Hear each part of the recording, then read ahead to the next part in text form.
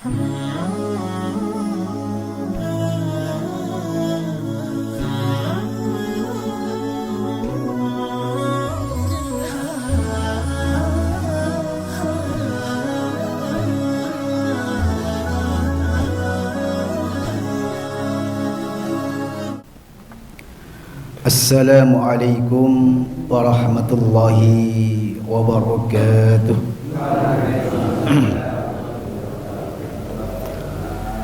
Alhamdulillahi rabbil alamin.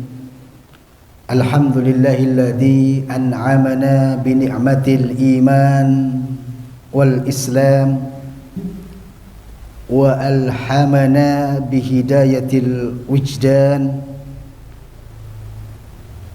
Allahumma salli wa sallim wa barik ala nabiyyina Muhammadin wa ala alihi wa sahbihi ajma'in. Ashhadu an la ilaha illallah wa ashhadu anna Muhammadan abduhu wa rasuluh la rasula wa la nabiyya ba'dah. Faya ayyuhal hadirun usikum wa nafsi bitaqwallah faqad fazal muttaqun. Jamaah kajian ba'da maghrib Masjid Al-Amin yang dimuliakan oleh Allah Subhanahu wa taala, terlebih kepada sesepuh bini sepuh, para alim, para pengurus dan semuanya yang tidak bisa kami sebutkan satu persatu.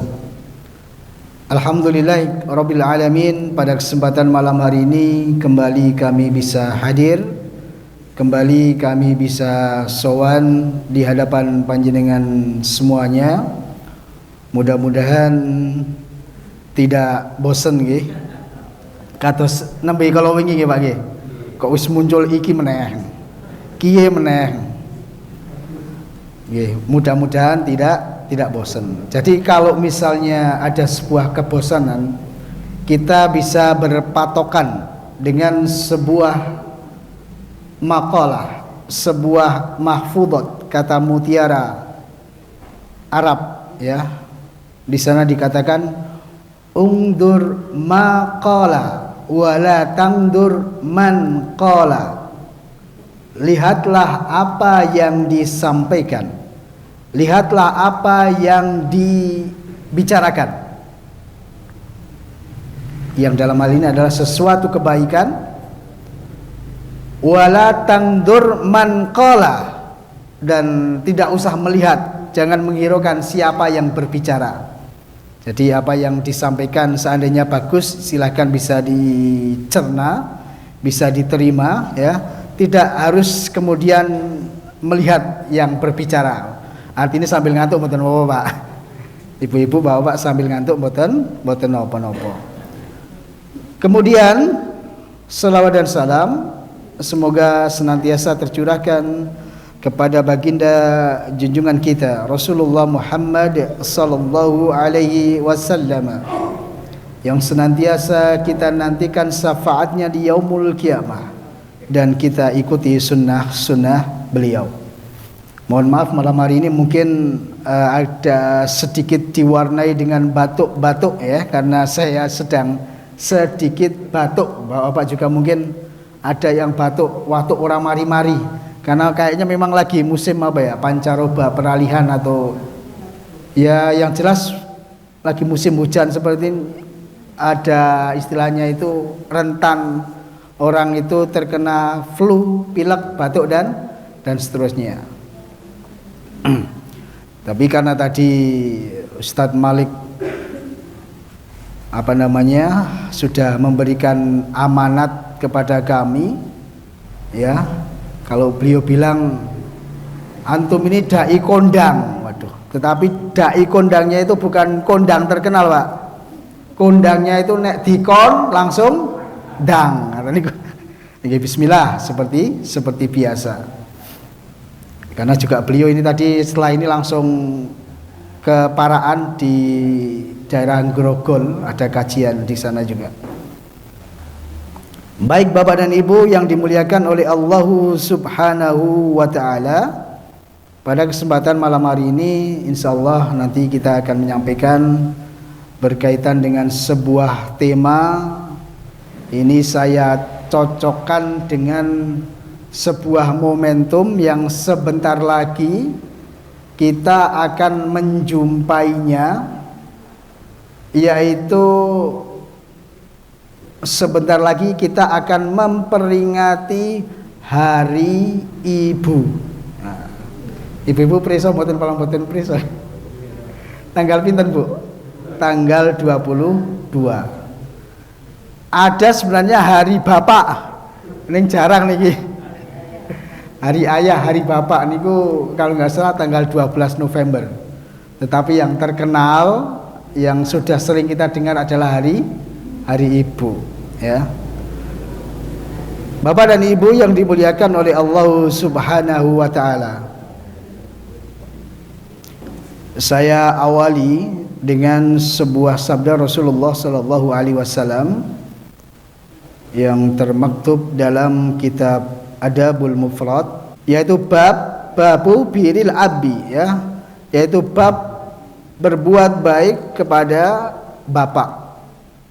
Ini babnya berbuat baik kepada bapak. Tapi ternyata nanti isinya adalah lebih ke ibu. Bab sebelumnya ada babu biril ummi, ya, bab berbakti berbuat baik kepada ibu. Tetapi ini hampir sama isinya sebenarnya, ya. Di sini dikatakan an Abi Hurairah qala qila ya Rasulullah, dikatakan wahai Rasul, wahai baginda Nabi, man aburru, ya, siapa yang sebaiknya aku harus berbuat baik kepadanya? Maka Rasulullah mengatakan qala ummaka, ibumu.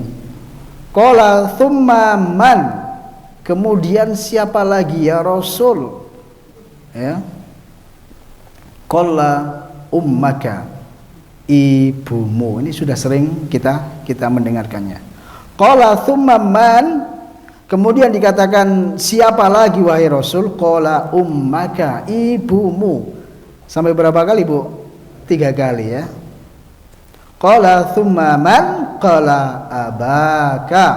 Kemudian baru terakhir siapa lagi kemudian ya Rasul? Kemudian Rasul mengatakan ayahmu. Ibu, kemudian ayah. Ini bukan berarti ibu 1, ibu 2, ibu 3, kan, ya, Pak? Ya, tetapi ya ibu satu orang itu, ya, satu orang ibu itu ibu, kemudian baru ayah. Maka ada sebuah kalimat, ya, seorang ibu itu bisa merawat 5 bahkan 10 anak. Tetapi kadang-kadang 5 anak, 10 anak tidak mesti bisa merawat satu ibu. Wah, ini maknanya dalam sekali. Baik Bapak dan Ibu yang dimuliakan oleh Allah Subhanahu wa taala, mari coba kita melihat keterangan-keterangan para ulama hadis maupun Quran, mengapa sedemikian rupa seorang wanita disuruh untuk kita memuliakannya. Kalau mau kita melihat sejarah dahulu, pada zaman jahiliyah, orang wanita itu seakan-akan tidak berguna. Maka kita sudah sering mendengarkan ketika zaman jahiliyah itu, bayi lahir perempuan kemudian dikubur bahkan hidup-hidup. Wa idal mau'udatu su'ilat bi ayyi dambin qutilat. Dan apabila bayi-bayi perempuan yang dikubur hidup-hidup itu, ya, karena dosa apakah mereka dikubur, tidak punya salah, tidak punya dosa, tetapi waktu itu disuruh untuk menguburnya, untuk membunuhnya. Nah, ini diantaranya alasan orang-orang jahiliyah waktu itu. Yang pertama adalah karena mereka merasa malu dan hina. Kenapa?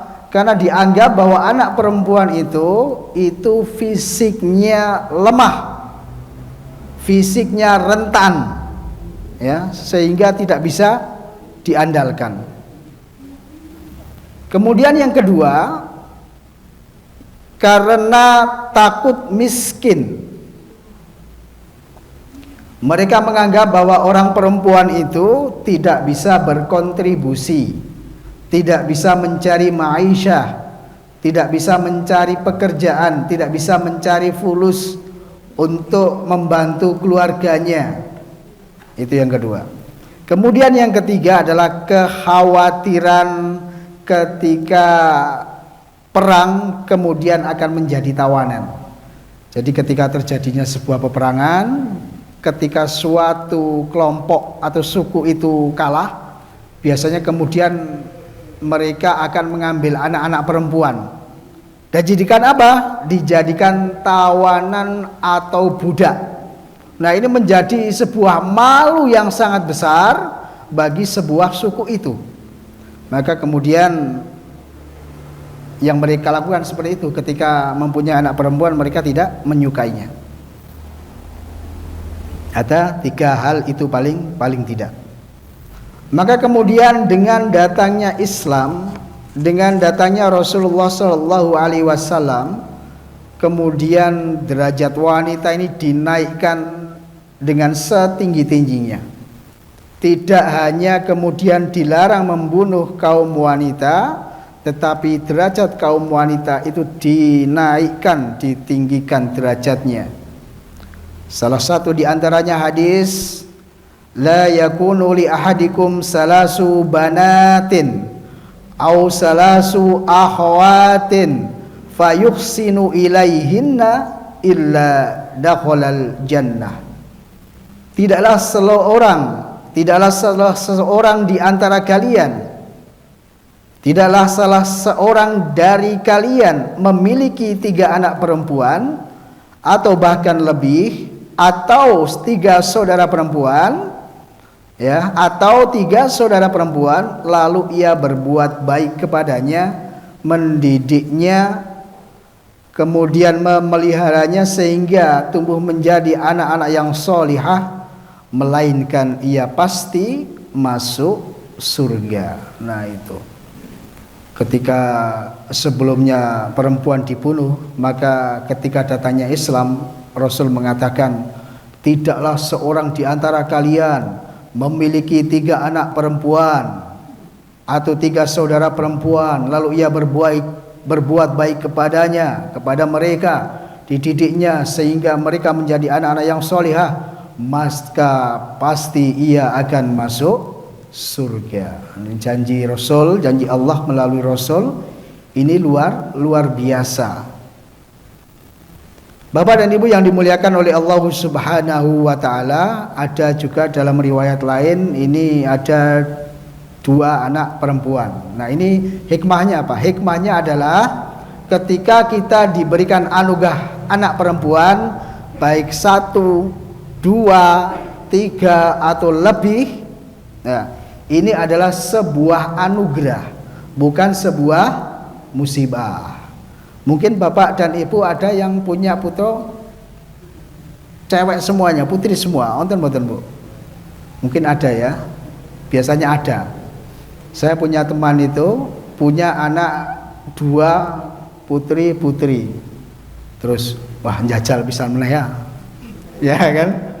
Biar barangkali nanti akan putra. Ternyata setelah dicoba cewek lagi, Pak.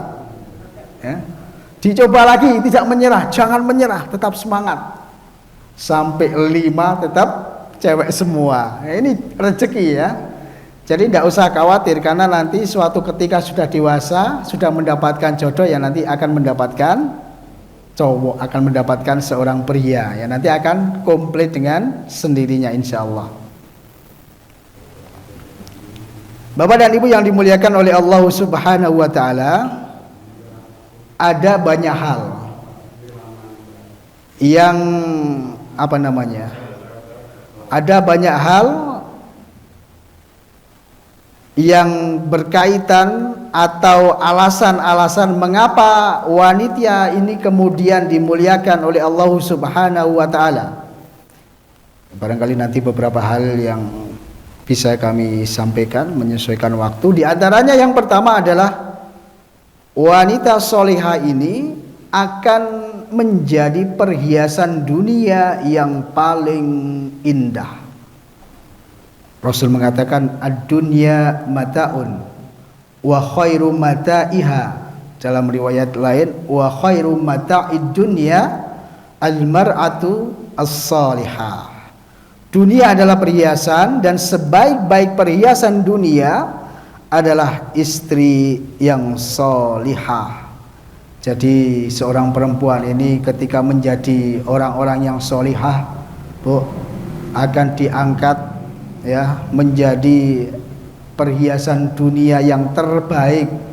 Jadi perhiasan apapun yang pernah ibu-ibu miliki, yang pernah bapak lihat, itu tidak seberapa jika dibandingkan dengan seorang istri yang solihah.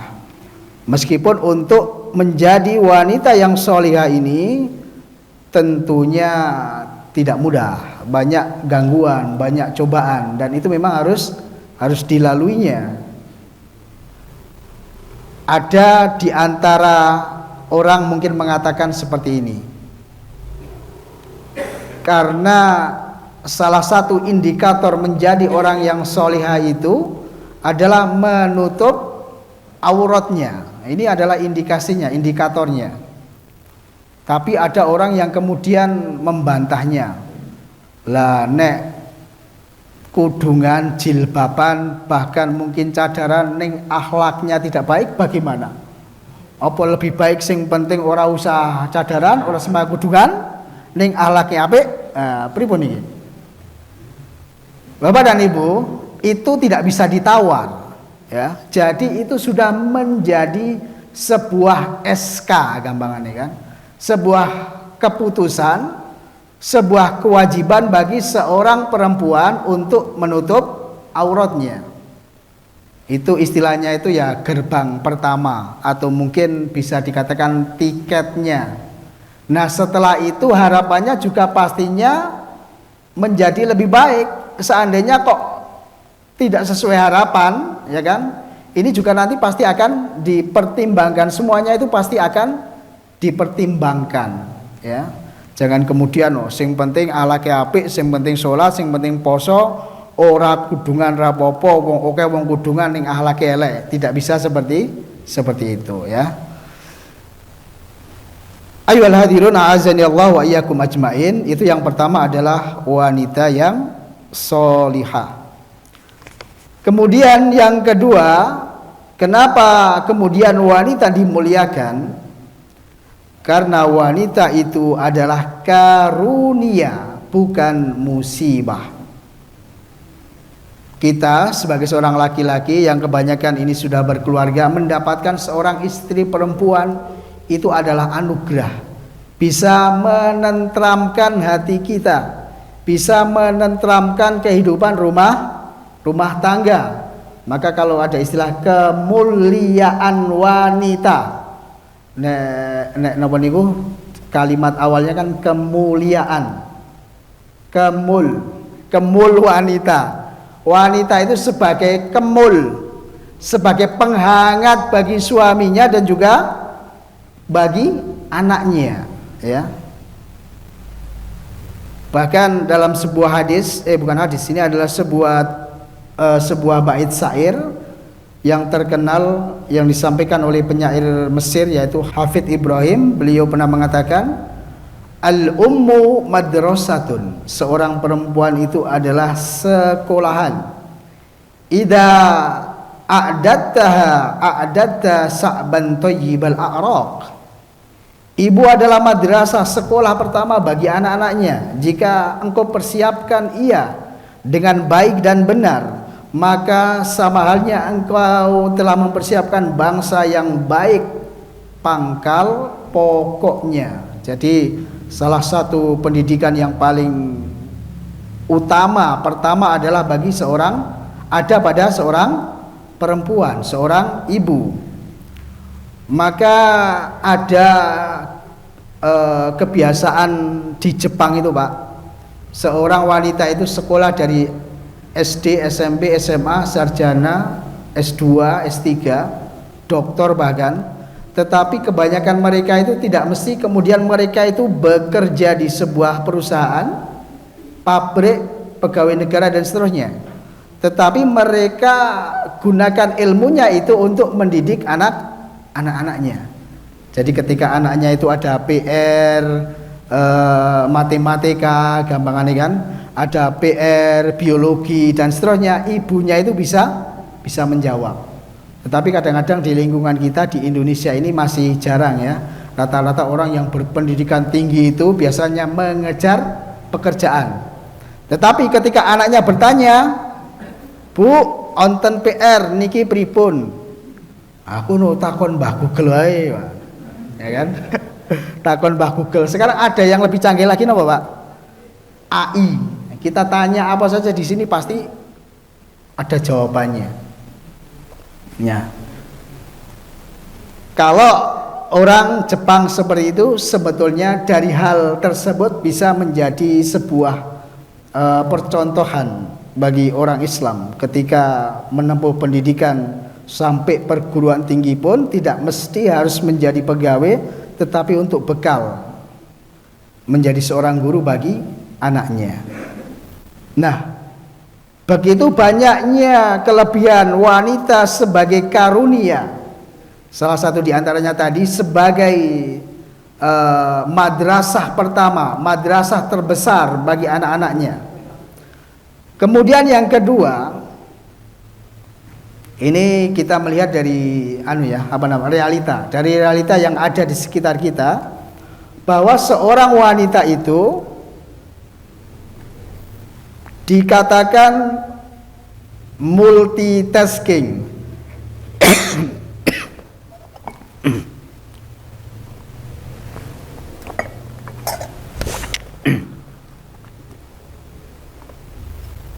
Jadi seorang wanita itu mempunyai multitasking, mempunyai fokus yang banyak dibandingkan dengan bapak-bapak.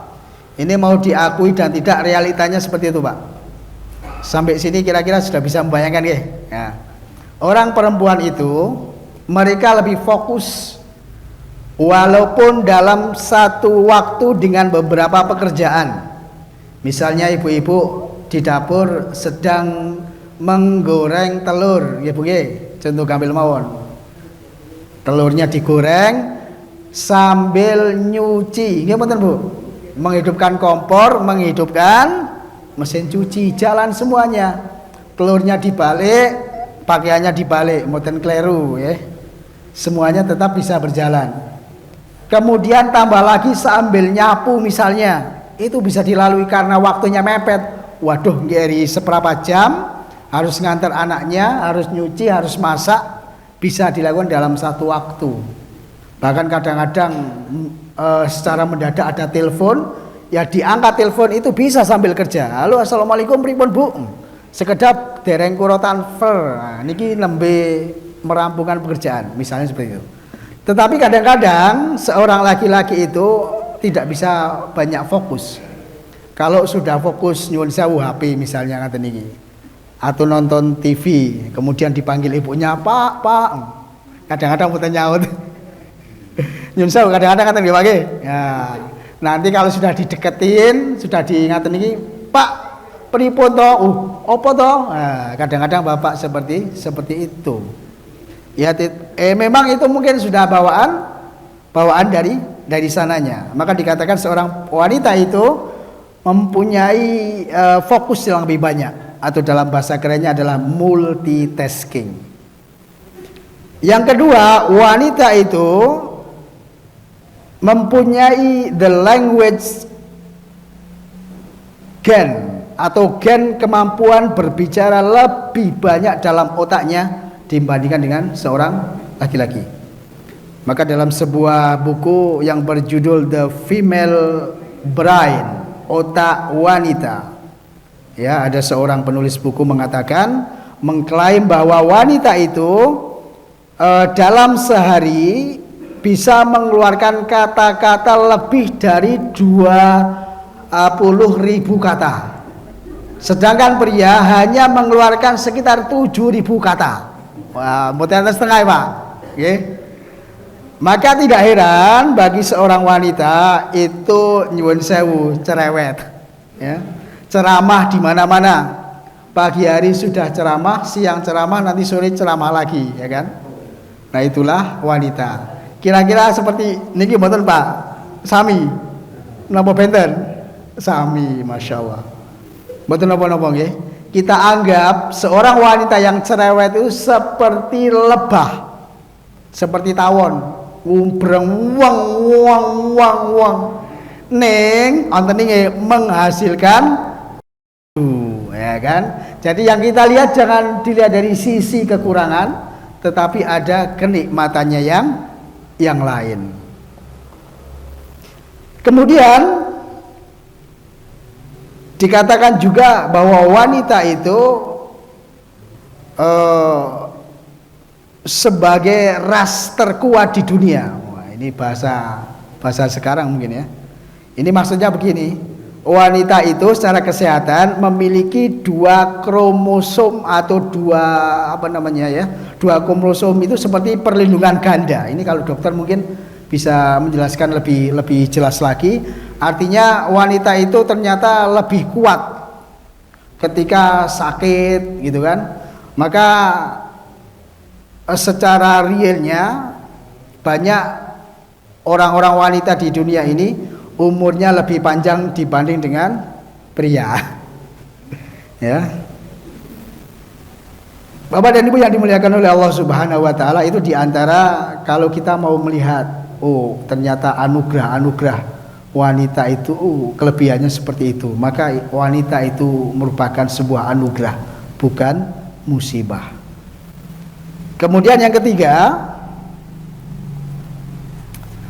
wanita yang solihah itu nanti di akhirat itu lebih baik, akan diangkat derajatnya lebih tinggi dari bidadari surga.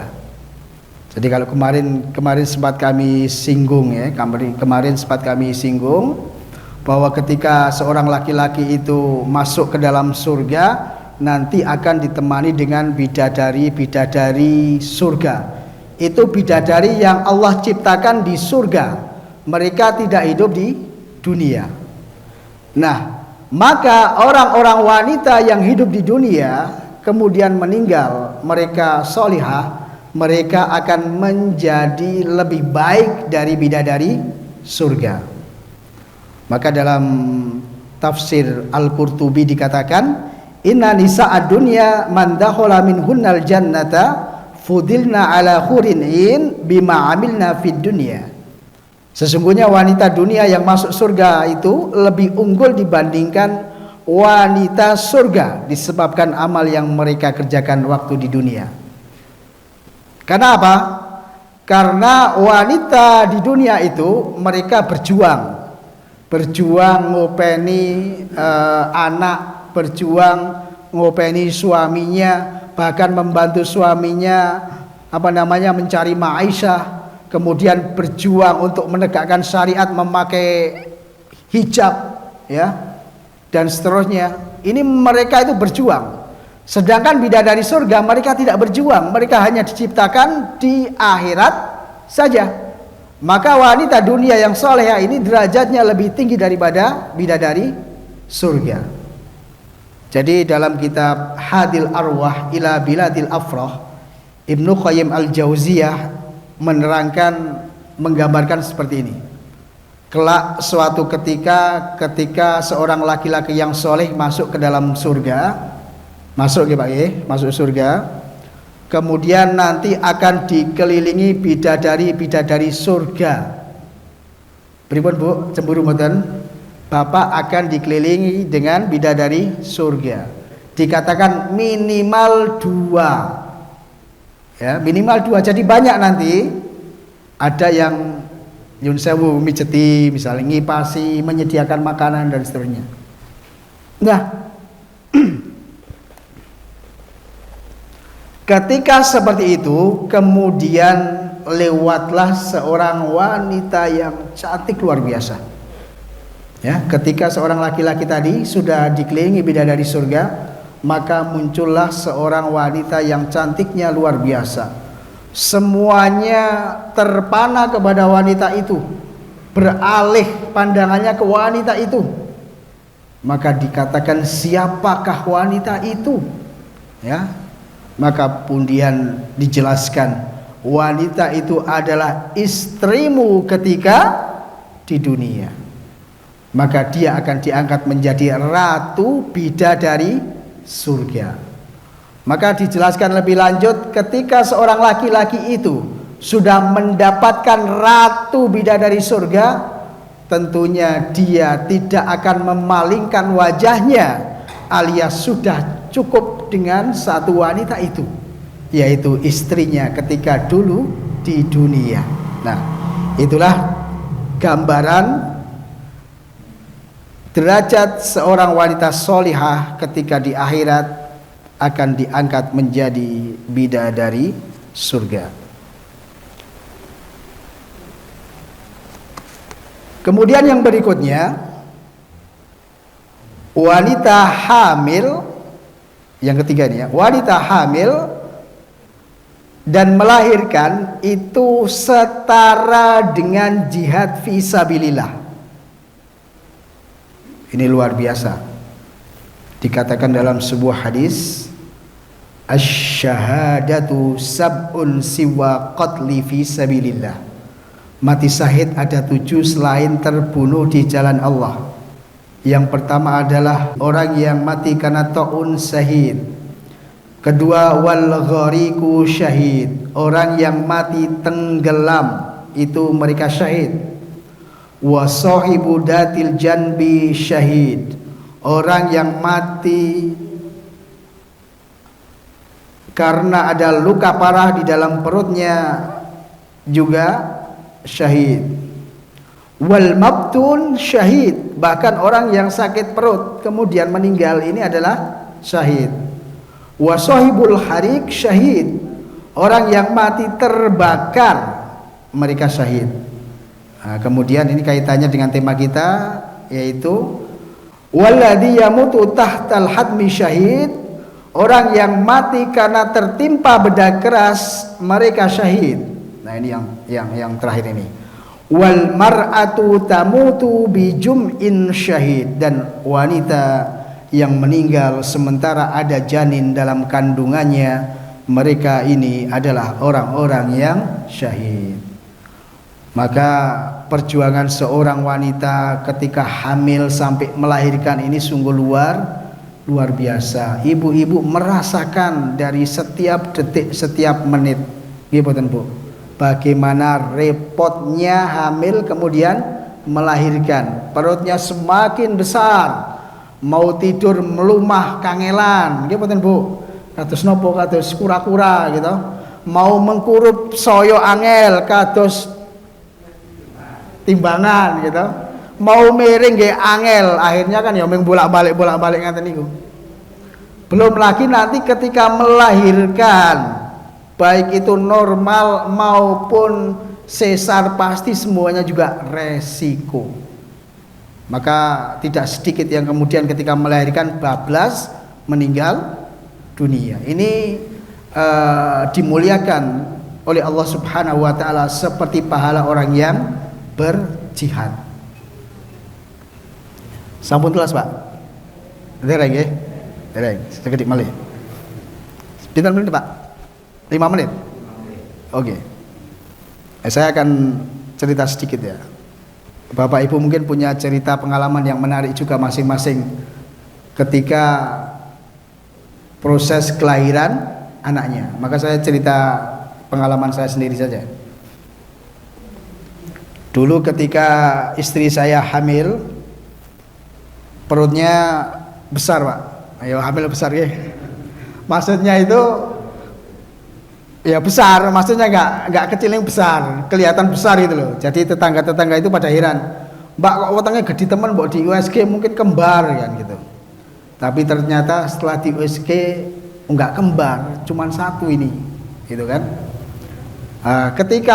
Suatu ketika sudah terasa, kemudian saya antarkan ke bidan. Dulu ada bidan di dekat Masjid Agung Darussalam itu ya. Ya, nggih, leres. Saya antarkan ke situ, kemudian, "Bu, ini istri saya sudah mau melahirkan, tolong dibantu." Setelah mau ditulungi, "Oh Mas, niki wong nembe buka kalih isih suwi." Waduh, wonten pinten toh Bu lawange kan kula ngaten. Kan dari pengalaman kan, "Oh 10 Mas." Waduh, 10 kayak loro, berarti isih suwi banget nih. Tapi kemudian kami mengambil keputusan daripada pulang pergi, ya sudah di situ saja.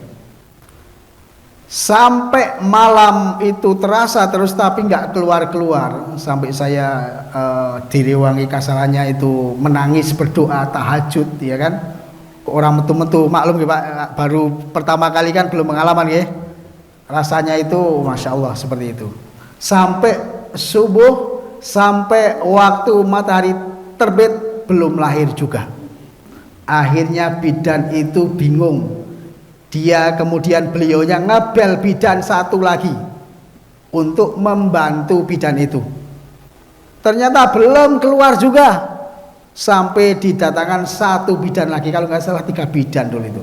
Ya, hanya ngurusi wong siji niku, orang metu-metu anaknya. Pun ngeden ketok mlebu meleh. Ngeden mau keluar masuk lagi. Akhirnya bidannya ini putus asa, kemudian bilang ya sama istri saya nih, "Mbak, iki angel nek orang metu-metu tak gawa ning rumah sakit." Lah istri saya itu kok apa namanya, pikirannya itu nggak tahu, langsung spontan bilang ke bidannya itu, "Bu bidan, lajeng nek teng rumah sakit biayanya pinten?" Kemudian bidannya menjelaskan bla bla bla bla, sekian juta. Langsung istri saya bilang, "Nek ngono aku tak ngeden wae." Masya Allah. Akhirnya semangat, kemudian ngeden dan lahirlah anak saya yang pertama. Ini ku lari ini ku. Ternyata setelah ditimbang 4 kilo Bu. Nah, ternyata besar sekali, makanya kok angel temen metune ya gitu kan. Seperti itu keluarnya susah, maka berbakti kepada orang tua ya. Ini ngiras-ngiras ngandani anak ya, seperti itu. Bagaimana repotnya seorang perempuan melahirkan. Setiap individu pasti punya cerita masing-masing yang luar biasa. Bapak dan Ibu yang dimuliakan oleh Allah Subhanahu wa taala, niku mawon nggih sampeyan mlebet niki. Nggih. Itu diantara kemuliaan-kemuliaan seorang wanita. Mengapa kemudian Islam mengangkat derajat wanita setinggi-tingginya? Nah, ini saya sampaikan poinnya saja, tetapi tidak keterangannya. Yang lainnya adalah wanita diberi pengecualian dalam beribadah. Nah, barangkali nanti suatu saat kita sambung. Kemudian wanita juga akan dapat masuk ke pintu surga dari manapun dengan syarat-syarat tertentu ya. Kemudian surga juga berada di bawah telapak kaki ibu.